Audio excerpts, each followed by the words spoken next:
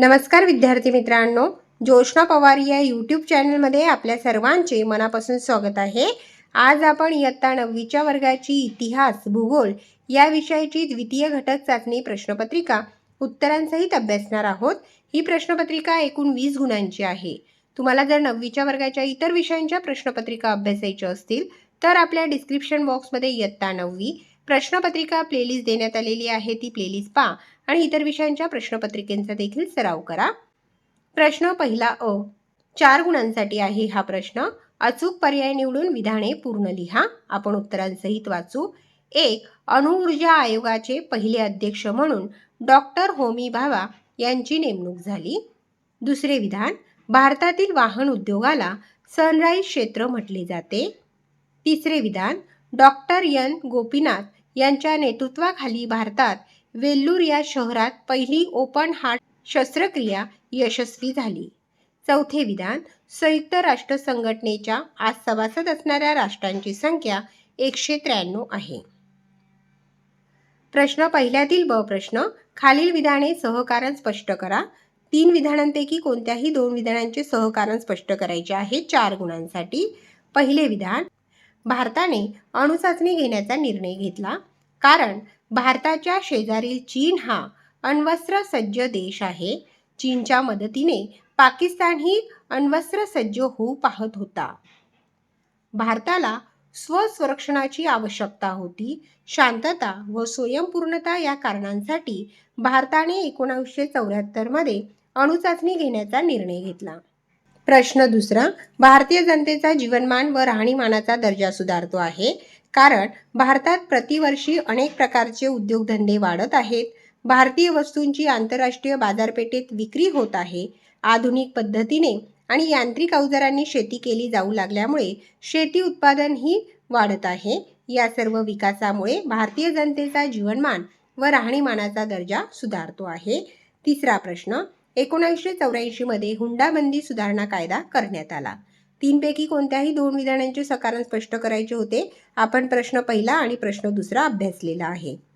आता प्रश्न दुसऱ्यातील अ प्रश्न, संकल्पना स्पष्ट करा। 4 गुणांसाठी आहे। 3 पैकी कोणत्याही 2 संकल्पना स्पष्ट करायच्या आहेत।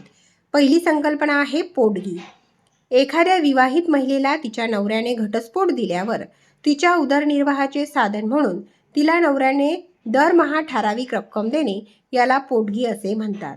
भारतात विविध धर्मियांसाठी पोटगीचे वेगवेगळे कायदे आहेत। 1952च्या कायद्यानुसार भारत सरकारने हिंदू स्त्रियांना पोटगीचे अधिकार दिले।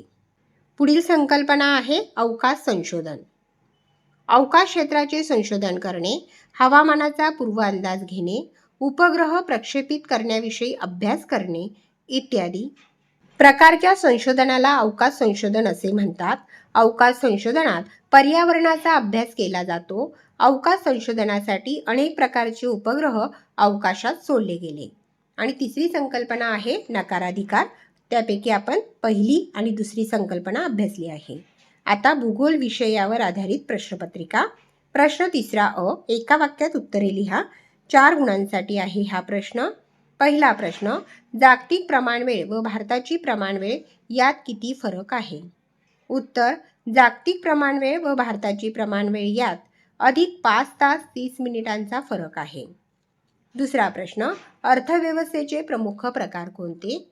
भांडवलशाही अर्थव्यवस्था, समाजवादी अर्थव्यवस्था, मिश्र अर्थव्यवस्था हे अर्थव्यवस्थांचे प्रकार आहेत। तिसरा प्रश्न, कोणत्या अर्थशास्त्रज्ञाला अर्थशास्त्राचा जनक मानले जाते? उत्तर, ॲडम स्मिथ या अर्थशास्त्रज्ञाला अर्थशास्त्राचा जनक मानले जाते। चौथा प्रश्न, आंतरराष्ट्रीय वाररेषा म्हणजे काय?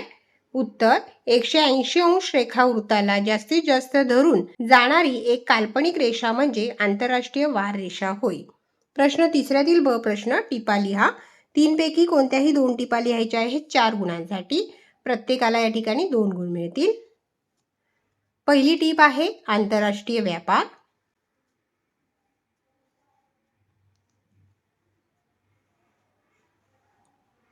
दुसरी टीप आहे अर्थव्यवस्थेची कार्य लिहा।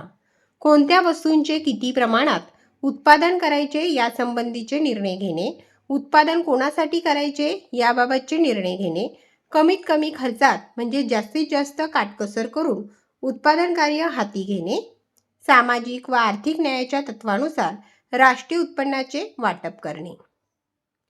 आणि तिसरी टीप आहे आंतरराष्ट्रीय वाररेषेचे महत्त्व स्पष्ट करा. आंतरराष्ट्रीय वाररेषेमुळे दळणवळण, हवाई वाहतूक, आंतरराष्ट्रीय प्रवास आणि आंतरराष्ट्रीय व्यापार यात उत्तम समन्वय, सुसूत्रता आणता येते. आंतरराष्ट्रीय वाररेषेमुळे वेळ, वार व तारखेचे गणित अचूक ठेवता येते.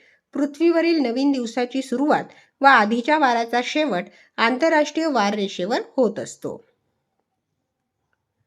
पहा विद्यार्थी मित्रांनो, या ठिकाणी इयत्ता 9वीच्या वर्गाची समाजशास्त्र या विषयाची प्रश्नपत्रिका अभ्यासली.